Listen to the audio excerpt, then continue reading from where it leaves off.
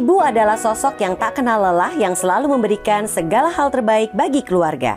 Tidak sedikit ibu yang memutuskan untuk turut berkarir menggapai mimpi tanpa melupakan peran utamanya sebagai ibu dan istri. Bagi para working moms, menyeimbangkan peran di kantor dan di rumah mungkin tak mudah, tapi bukan berarti tidak mungkin. Untuk itu, Mother & Beyond menghadirkan Working Moms Live, sebuah program yang didedikasikan untuk mengapresiasi para ibu bekerja dan perjuangannya dalam memberikan yang terbaik bagi keluarga.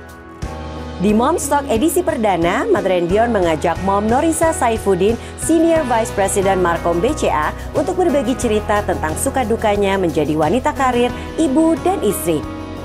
Yuk simak obrolan Mother & Beyond dengan Mom Norisa.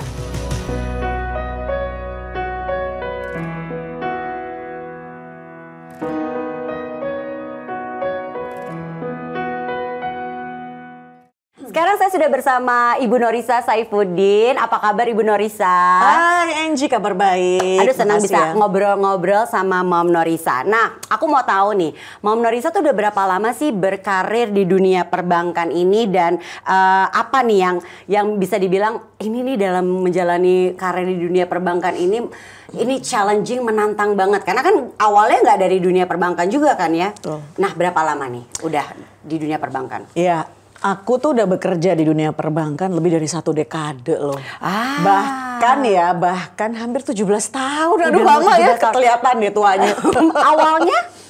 Awal sebelum di BCA, di perbankan ini saya bekerja di industri advertising agency, pernah juga di media agency. Jadi memang bekal-bekal bekerja di dunia agency, di advertising maupun media itulah yang akhirnya membawa saya ke perbankan, Angie. Karena saya fokus di marketing communication. Dan sekarang ini jabatannya di saya BCA adalah sebagai Senior Vice President Marketing Communication BCA. Apa nih yang Mom Norisa rasain sebagai perempuan, sebagai seorang ibu yang berada di jajaran manajemen di bank swasta yang bisa dibilang ini adalah bank swasta terbesar di Indonesia? Iya, kalau ditanya bagaimana rasanya, tentunya bahagia bisa mencapai posisi sampai sekarang ini ya, tentunya bersyukur banget lah. Karena saya juga tidak pernah punya tujuan untuk bisa ada di posisi sampai sekarang ini gitu ya. Tapi memang perjalanan, journey, apa yang kita kerjakan di perusahaan membuat kita juga menjadi dihargai. Dan pada akhirnya masuk di level yang cukup, di level junior lah ya saat itu. Ya kemudian alhamdulillah karena berusaha memberikan yang terbaik terhadap semua kepercayaan yang diberikan, akhirnya ya apresiasi diberikan oleh perusahaan. Begitu, Angie. Nah, sebagai SVP Marketing Communication BCA, apa nih yang Mom Norisa rasakan paling menantang dalam menjalankan profesi ini? Pasti ada dong, karena kan balik lagi perjalanan 17 tahun ini bukan waktu yang sebentar. Pasti banyak hal baru yang dipelajari dan didapat, dan ini kayaknya awalnya ini menantang dan bisa dibilang sulit nih, tapi bisa loh dilalui. Apa nih Mom Norisa? Iya. Dunia marketing komunikasi itu dunia yang sangat dinamis ya. Dulu ketika saya masuk ke BCA, kita lihat bahwa semua media itu media yang main media itu adalah media konservatif atau media konvensional ya. Dulu lead medianya adalah TV, radio, print, billboard. Tapi kemudian kita sama-sama tahu ya, Angie, bahwa digitalisasi teknologi berubah begitu cepatnya. Betul. Sehingga sekarang ya seperti Mother & Beyond ya, juga kan itu mainnya ada di online digital media. Nah itulah yang terjadi, betul. Sehingga dinamika itu yang akhirnya memberikan tantangan tersendiri bagaimana kita bisa terus belajar, mempelajari berbagai macam media, kemudian juga bagaimana kita juga bisa membangun brand yang tentunya berusaha untuk menjadi brand yang lebih baik ya dari semua effort yang kita lakukan, juga memberikan business impact ke perusahaan, Ji.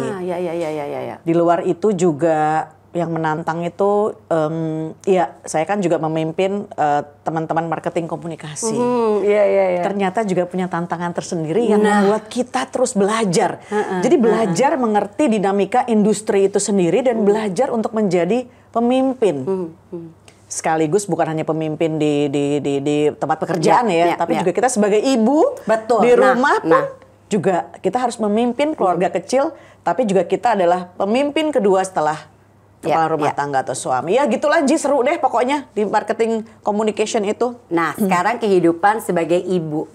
Bekerja, mengatur waktunya gimana nih sebagai seorang yang sibuk di menjalankan karir juga, dalam berkarir, lalu keluarga, dan kita juga tahu pentingnya seorang ibu itu juga memiliki me time. Gimana ngatur waktunya? Pasti challenging, itu kayak salah satu tantangannya ya nggak sih? Maksudnya di kantor super challenging. Iya, memimpin tim. Di rumah tiba-tiba anaknya kenapa? Itu kan kayak yang paling sering terjadi apa ya istilahnya tuh kayak problem klasik ibu bekerja. Betul. Ya kan? Tapi in the same time mungkin Mom Narisa juga ngerasa, tapi aku juga tetap butuh waktu loh untuk diri aku sendiri gitu. Nah, ini gimana ngatur semuanya?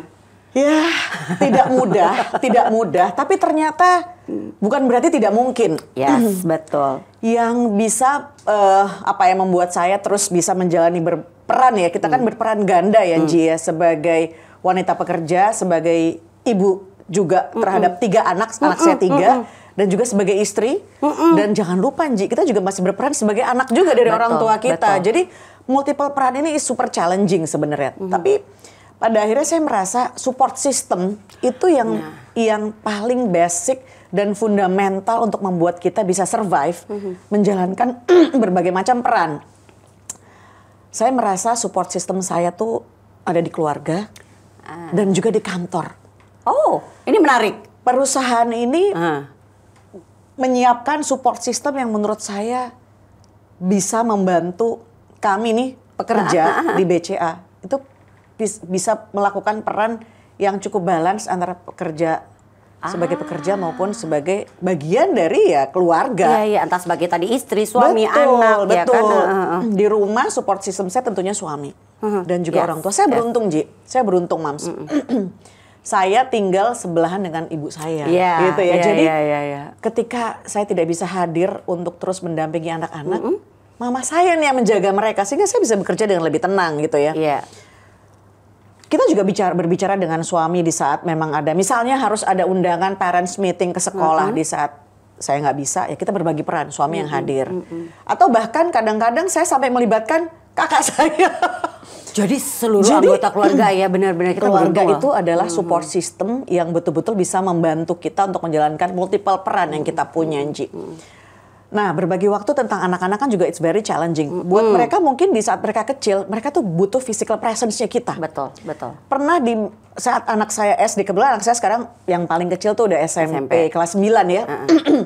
Di saat anak pertama saya masih kecil, dia tuh pernah bilang ke saya, Bunda boleh nggak sih seperti bunda-bunda yang lain gitu ya? Itu kayaknya gua nggak jelek, pasti nggak jelek, nggak jelek gitu ya. Karena di saat dia masih SD, nggak usah kerja dong Bun, di rumah aja. Aduh. Tapi ya akhirnya saya diskusi sama ibu saya diskusi dengan suami.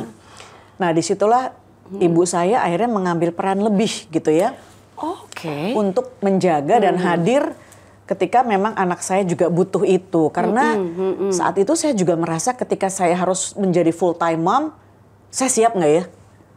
Jangan sampai keputusan saya membuat keputusan hanya karena statement anak saya di masa itu gitu ya. Ini sesaat nih kalau kita ambil keputusan saat itu kan. Saya memutuskan buat menjadi full time mom, tapi saya sendiri secara individual, personal, saya nggak ready. Ini kan hanya akan membuat situasi mungkin in the long run gitu ya. Mungkin in the short period aman semuanya. Tapi secara jangka panjang ini benar nggak ya keputusan itu? Sehingga saya berdiskusi dengan suami. Nah alhamdulillahnya kembali tadi ada mama saya yang menjaga, membantu. Dan saya akhirnya belajar ya. Menjadi ibu itu kan nggak ada sekolahnya. Betul. Nggak ada ilmunya. Betul. Learning by doing, berdiskusi dengan suami, berdiskusi dengan moms yang lain gitu. Saya juga banyak belajar dari para top level manajemen BCA yang juga berperan sebagai ibu. Beberapa direksi kami kan juga wanita gitu ya, perempuan dengan anak gitu ya.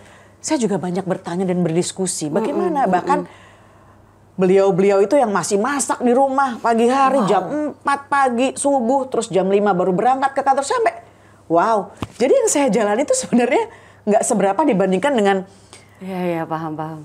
teman-teman saya yang lain gitu ini BJ mungkin lebih struggling rumahnya. Justru alhamdulillah rumah saya lebih dekat gitu ya secara jarak dengan kantor. Yang lain mungkin jauh lebih struggling dari saya tapi bisa survive kok. Betul.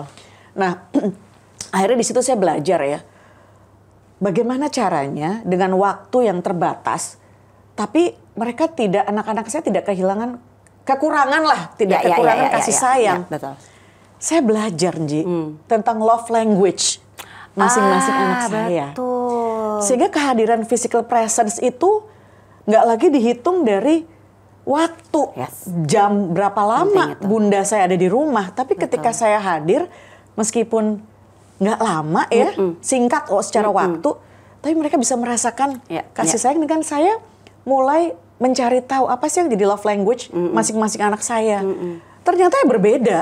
Anak saya yang pertama, anak saya yang kedua, anak saya yang ketiga. Itu berbeda love language-nya. Sehingga ketika saya hadir, saya berusaha memberikan itu ke mereka, Nji. Ya supaya tercukupi tangki kasih sayangnya terpenuhi. Ya benar sih. Bondingnya tetap terjaga. Mereka tetap merasakan meskipun bunda saya nggak selalu bersama saya, tapi kasih sayangnya nggak pernah hilang. Ya. Ini tips yang menarik nih, yang bisa kita lakukan juga nih untuk para moms yang bekerja yang sering ngerasa feeling guilty atau mungkin sebagian besar sudah mendapatkan komplain ya kayak aku tuh maunya mami, bunda, ibu, mama ada di rumah seperti yang lainnya. Cuman memang benar sih di saat kita memberikan kasih sayang yang mereka butuhkan dalam artian kita mempelajari love language-nya, itu tuh langsung dapat sih, kena istilah tuh tepat sasaran ya kan. Misalnya kalau ternyata anak kita love language-nya adalah words of affirmation gitu kan. Di saat kita memberikan quality time atau kita memberikan gifts gitu kan ada kan love language-nya ada quality time atau kita memberikan hadiah. Bukan itu yang dia mau. Betul. Dia membutuhkan words of affirmation gitu dari orang-orang terdekatnya yang adalah kita mungkin sebagai ibunya gitu kan. Wah, tips ini menarik nih, benar-benar pelajari love language dari anak-anak kita. Ini bisa jadi quotes nih dari Mom Norisa nih ya.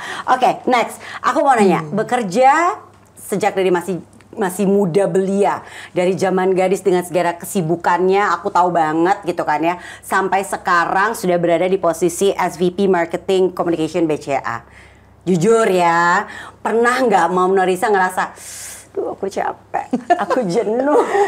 Jenuh deh, kalau lelah sih, kalau kita kan mendefinisikan lelah tuh capek perjalanan. Jenuh deh, karena kan ini kan something yang kayaknya sepanjang hidup aku kerja deh gitu. Pernah nggak ada rasa itu? Kalau iya, gimana cara menyemangati dirinya? Pernah lah ya. Which harusnya itu wajar dan manusiawi ya, Nji ya. Wajar. Bagaimana cara mensiasatinya? Saya ngobrol sama suami. Saya tuh kebetulan sangat beruntung juga ya, suami saya sangat memahami saya. Jadi beliau tuh juga banyak mengisi hal-hal yang secara konseptual mungkin nggak nyampe ke saya gitu ya. Jadi saya ngobrol dan selalu suami saya bilang, ya udah sekarang kembalikan aja apa sih tujuannya. Kembalikan ke www.tujuanlo.com gitu ya. Itu yang suami saya selalu ingatkan. Jadi kalau kamu lelah, then ambil break aja. Iya sih. Break, pergi sama anak-anak. Jadi lakukan sesuatu yang mungkin nggak rutin gitu ya. Coba cari kesibukan lain yang bikin kamu fun, bikin kamu enjoy. Terus habis itu balik lagi, kembali ke tujuan hidup lo tuh apa. Kenapa, why do you have to work selama ini. Kembalikan ke situ. Karena itu ketika kita mengingat kembali tujuan itu akan mengembalikan motivasi kita lagi. Kembali pertama ya tentunya kita harus refresh dulu. Kita harus break from all the routine gitu ya.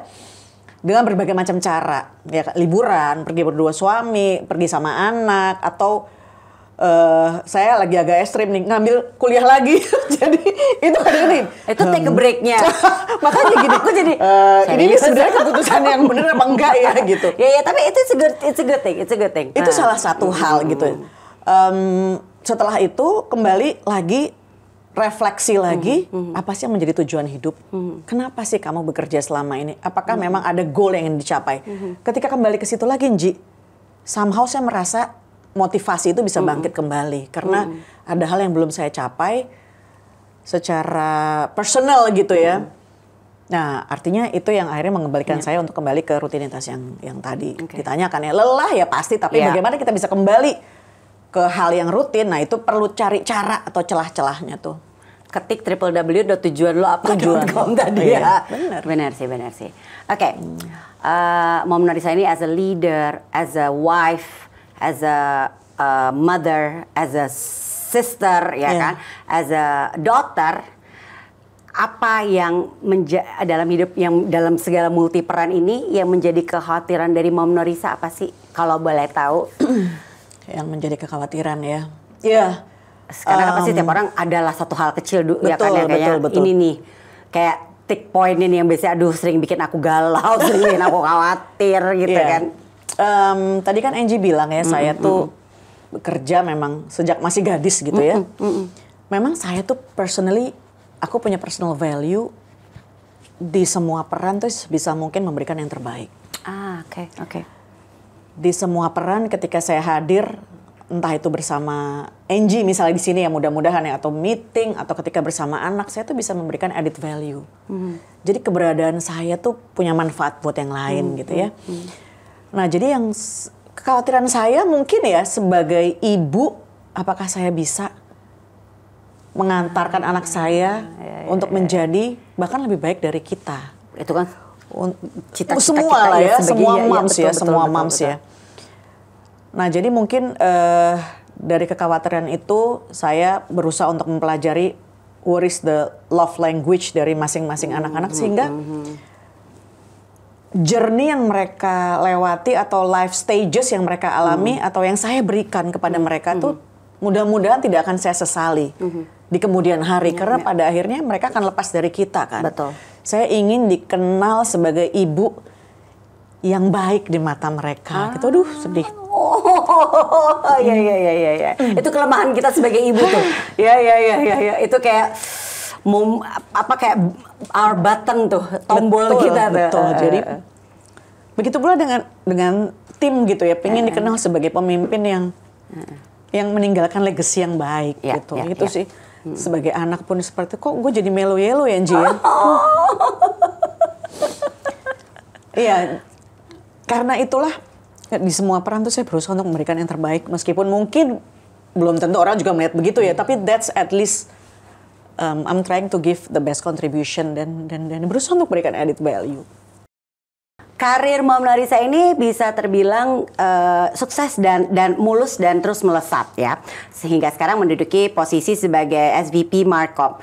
Kasih tips dong buat para moms di luar sana gitu ya, tips dalam sukses berkarir karena banyak juga di luar sana mungkin saat ini yang lagi ngerasa kayak, aduh aku tuh ibu tapi aku juga aku bekerja ini juga ada tujuannya gitu. Karena kan pada dasarnya juga banyak yang memang ada yang ya satu karena keharusan untuk bekerja juga. Betul. Tapi ada juga gini, aku bekerja karena aku ingin memberikan contoh untuk anak-anakku. Yes. Ya kan? Banyak dengan segala reasonnya kenapa seorang perempuan apalagi seorang ibu bekerja. Tapi kan kadang-kadang ada yang ngerasa gini, ya udah deh aku tuh nggak akan bisa sukses, udah karir aku tuh udah segini aja. Aku pengen tahu nih tipsnya apa nih untuk bisa kita bisa sukses dalam berkarir dan di saat yang sama juga tetap bisa menjalankan peran sebagai ibu dan juga sebagai istri. Iya. Tipsnya tadi ya, kalau buat saya sih mungkin saya tuh tipikal orang yang menjalani apa yang di depan mata saya, Angie. Jadi saya nggak punya tips yang muluk-muluk, tapi what I believe adalah terus berusaha memberikan yang terbaik terhadap apapun peran atau tanggung jawab yang diberikan kepada saya. Baik itu sebagai pekerja di BCA gitu ya, kemudian sebagai istri, sebagai sebagai ibu. Dan saya berusaha untuk survive. Saya berusaha untuk survive menjalani semua itu sehingga dari situ saya melihat ternyata nilai-nilai ini juga diambil oleh anak-anak saya, Angie. Iya. Kalau dulu saya cerita tadi ya, anak saya ketika SD, anak pertama saya bilang, Bunda bisa nggak sih resign? Suatu ketika, anak nomor 1 juga pernah bilang gitu? Justru yang anak nomor 1. Oh iya. Anak nomor 1. Oke. Seperti bunda-bunda lain tadi ya? Iya. Tapi suatu ketika, saya bertanya kepada mereka, ngumpul nih lagi makan malam di rumah. Kalau Bunda berhenti kerja gimana? Pengen tahu aja, setelah mereka dewasa masih sama nggak sih aspirasi mereka atau harapan mereka terhadap bundanya? Anak saya bilang gini, Jangan-jangan Bun. Bunda mendingan kerja terus aja. Kenapa? Iya, jadi pengen tahu. Mereka nggak mau cerita. Tapi ternyata mereka melihat bahwa dari kedua orang tuanya ini mereka belajar tentang semangat untuk survive, menghadapi berbagai macam peran, berbagai macam hal yang harus dijalankan dan berbagai macam tanggung jawab. Karena suami saya juga kebetulan dokter kan. Ya. Nah beliau ini juga nggak kalah warna birunya gitu ya. Tapi mereka melihat bahwa yang dilakukan kedua orang tuanya itu punya dampak. Betul. Dan surprisingly, Ji, saya kebetulan kemarin kan baru alhamdulillah dapat rezeki untuk berhaji ya. Saya tanya ketiga anak saya, nak mau titip doa apa? Yang mengharukan itu anak saya bilang, tolong doakan kami Bun. Nah ntar gue terharu lagi. Semoga anak-anak Bunda dan Ayah bisa menjadi orang yang lebih baik dan lebih sukses dari Ayah dan Bunda. Tolong doakan, ini anak pertama saya, tolong doakan saya dan adik-adik. Saya sampai, ya ampun kok mereka bisa melihat itu gitu loh. Anak yang dulunya mungkin sering ditinggal, kedua orang tuanya kerja sibuk segala macam, pengen ibunya berhenti kerja, tapi akhirnya ibunya memilih untuk tidak langsung membuat keputusan itu gitu, karena harus dipikirkan dampak jangka panjangnya. Dan akhirnya mereka malah melihat bahwa kalau bisa mereka mungkin buat orang lain ini sederhana, tapi buat saya ini sangat menyentuh. Apalagi mungkin saya juga mengambil kuliah S2 kan, Ji. Iya. Buat saya salah satu motivasinya untuk membuat mereka, memperlihatkan ke mereka ya bahwa yang namanya belajar tuh nggak akan pernah berhenti. Berapapun usia kamu ya. Belajar dari hidup itu sendiri, bagaimana bisa survive, belajar dari secara keilmuan, secara akademis. Dan bagaimana kita bisa membalance atau menjalankan semua itu kan hanya semangat untuk bisa survive yang bisa membuat kita melewati semua. Jadi membuat anak saya juga akhirnya belajar apapun situasi yang dihadapin, ya kita harus bisa survive. Ya. Ya dari mana mereka mencontohnya kalau bukan dari yang paling dekat kita sebagai orang tua dulu, ya nggak sih? Iya, salah satu alasan saya juga untuk tetap bekerja karena saya melihat ya selama saya 17 tahun bekerja di BCA, begitu banyak value atau nilai-nilai yang saya dapatkan. Budaya kerja dan juga kesempatan untuk mendevelop diri itu juga terbuka sangat besar di sini. Jadi salah satu value-nya Ji ya, value tentang teamwork, tentang bagaimana menghargai, kemudian value untuk mengelola diri dan menahan diri. Dan ternyata value atau karakter yang memang terbangun 17 tahun saya bekerja di BCA, itu juga pada akhirnya saya melihat itu nggak hanya penting untuk karir saya di perusahaan, tapi juga penting untuk saya bawa ke peran saya sebagai ibu di keluarga. Bagaimana kita, suami, dan juga anak-anak itu berperan sebagai satu tim untuk mencapai tujuan keluarga yang lebih besar lagi. Jadi I learn also tentang hal-hal itu, Ji. Kemudian bagaimana kita bisa menghargai anak-anak kita. Jadi kalau di rumah mungkin ya kalau ibu-ibu lain mungkin berbeda. Tapi kalau saya mungkin, saya nggak kembali ya. Menjadi ibu, menjadi istri itu nggak ada sekolahnya. Betul. Justru saya merasa nilai-nilai yang saya dapatkan di perusahaan tentang nilai kebersamaan, nilai kerjasama, nilai saling menghargai pendapat orang lain, nilai mengendalikan diri, itu saya dapatkan dan saya bisa terapkan itu sebagai life skill saya yang saya terapkan di berbagai macam peran-peran yang lain di luar sebagai pekerja. Dan ini juga bisa dicontohkan juga kepada anak-anak kan jadinya kan. Betul. Sehingga saya justru merasakan semakin lama saya bekerja di perusahaan, di BCA ya khususnya ya, itu kok saya merasa karakter diri saya, kalau boleh GR ya, kok ya lebih baik gitu ya. Iya. Semakin terasa gitu kan ya. Karena memang saya beruntung bekerja di BCA juga ya. Di sini tuh penempaan karakter tuh sangat terplan. Jadi terhadap talent-talent yang memang kita lihat perlu dikembangkan, itu betul-betul ada perencanaan yang terstruktur, Ji. Sehingga hal-hal yang mungkin saya nggak bisa dapatkan di luar, saya dapatkan ilmu itu di sini. Tapi bukan hanya di level ilmu saja, tapi juga sekaligus bisa kita terapkan. Yes, betul. That culture development dari karakter kita itu yang membuat saya menjadi lebih lebih paham tentang hidup itu sendiri gitu ya, Ji. Karena kalau kita di perusahaan itu kan kita bertemu dengan berbagai macam karakter, bertemu partner, bertemu masalah, bertemu tantangan. Bagaimana sih menyelesaikan masalah? Apa yang harus kita lakukan? Nah, kembali lagi itu kan nggak ada sekolah dan nggak ada ilmunya. Itu betul-betul dari learning by doing. Ternyata kalau kita begini, oh kurang pas ya, harusnya begini. Menghadapi orang dengan karakter begini, oh harusnya begini. Kita menghadapi keluarga, anak yang juga karakter berbeda-beda. Jadi ini yang akhirnya apa yang saya dapatkan itu bisa saya terapkan dan saya bawa nilai-nilai itu ke rumah, Ji. Itu yang membuat saya merasa beruntung juga ya, punya peran ganda yang sebetulnya tidak kita rencanakan, tapi akhirnya membawa banyak manfaat buat saya dan keluarga. Pasti. Jadi yang pasti anak-anak juga bisa melihat satu yang bisa diajarkan. Ini kan pasti kan satu yang positif akan kita teruskan dan kita ajarkan kepada anak-anak kita dong. Dan hal-hal yang mungkin tadinya kita nggak dapat di satu tempat, ya kan, kita dapat di sini nih, kayak dalam hal pekerjaan. Ini bisa kita kita kayak satu yang bisa kita sampaikan kepada anak-anak. Ini kan juga satu istilah kayak life skill. Dan life skill ini tuh balik lagi sama, gak ada sekolahnya. Gak ada sekolahnya. Sebagai orang tua nih biasanya yang akan menurunkan life skill untuk anak-anaknya. Nah, itu mungkin kurang lebih yang saya jalanin, Ji.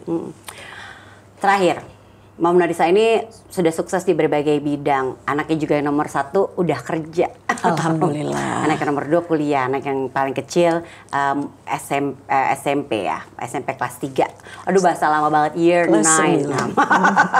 Kelas 9. Nah, ketahuan umurnya. Ketahuan umurnya ya, masih kelas 9, kelas 3 SMP. Apalagi nih yang menjadi goals Mom Narisa mungkin di jangka panjang atau yang dekat deh, ada nggak? Masih ada nggak? Iya. Tadi kan aku cerita ya, menjadi pekerja, menjadi ibu, istri, anak, terus jadi mahasiswa juga gitu ya. Agak nekat ya. Jadi short term goal saya mudah-mudahan saya bisa segera lulus. Amin. Sekarang lagi tesis. Mohon doanya juga Anji dan Moms. Mudah-mudahan struggling sih. Baru mau nanya, gimana caranya ini tidak ada predikat mahasiswa aja juga udah repot dong. Nah, ditambah satu lagi nih. Iya. Caranya bagaimana? Sempet tidur. Oh, ada masa-masa saya tidur cuma 2 jam. Saya pergi sama suami, beliau tuh lagi ada tugas waktu itu, pergilah keluar gitu ya. Dia harapannya ayo dong temenin gitu ya. Yang terjadi saya di sana nggak keluar dari hotel karena deadline proposal tesis. Ya untungnya dia memahami. Jadi yang harusnya jalan-jalan ya enggak tuh ya. Enggak, cuma di kamar karena deadline. Padahal sebenarnya ngejar me time itu juga kan. Sebenarnya ngejar me time. Ya udah, mungkin saat itu saya pergi memang diberikan waktu full untuk mengerjakan tugas kuliah. Mungkin kalau saya ada di Jakarta dengan berbagai macam peran ya justru itu kan challenge juga ya. Jadi saya melihat things happen for a reason, Ji. Things happen for a reason. Ternyata tidak ada yang salah dengan apa yang terjadi dengan kita. Tapi mungkin di saat kita lagi mengalami itu, kita bertanya-tanya, kenapa sih kita kok sebegini sulit ya? Tapi ternyata after that, kita tahu bahwa itu tuh terjadi untuk begitu banyak hikmah dan begitu banyak kebaikan. Ya kayak saya tiba-tiba pertama saya gini, ngapain gue pergi ya? Nemenin dia keluar gitu ya. Sebenarnya banyak kerjaan. Banyak kerjaan, tapi ternyata justru di situ aku bisa fokus ngerjain tanpa, ya kalau di rumah kan ada anak apa segala macam ya, distractionnya kan juga ada. Di situ aku melihat, itu selesai dengan on time, meskipun tadi ya tidur cuma 2 jam, tapi ya itulah things happen for a reason aja. Iya. Selesai, tapi sekarang lagi tesis akhir. Mudah-mudahan, mohon doanya. Amin. Semoga cepat selesai. Jadi satu predikatnya boleh disimpan dulu ya. Sebagai mahasiswanya ditaruh dulu, udah beres satu gitu ya. Oke. Terima kasih banyak Mom Narisa sudah mau ngobrol-ngobrol sama Mother and Beyond. Jadi tahu banyak nih ya, satu bisa dibilang keseharian dari Ibu Narisa ya, dari Mom Narisa, seperti apa sebagai seorang ibu, sebagai seseorang leader, seorang istri, dan tadi kita banyak tahu apa ya, tips dan juga gimana caranya kita bisa survive nih sebagai mungkin banyak moms yang juga aduh aku tuh bekerja nih gimana ya keluarga ya gitu. Jadi tahu jadi apa yang bisa dilakukan dan semoga apa yang jadi obrolan dari kita berdua ini bisa bermanfaat bagi moms semuanya. Sekali lagi Mona Lisa terima kasih banyak udah sharing, sukses selalu dan semoga kuliahnya cepet beres. Amin. Terima kasih juga Angie. Terima kasih. Sampai jumpa moms.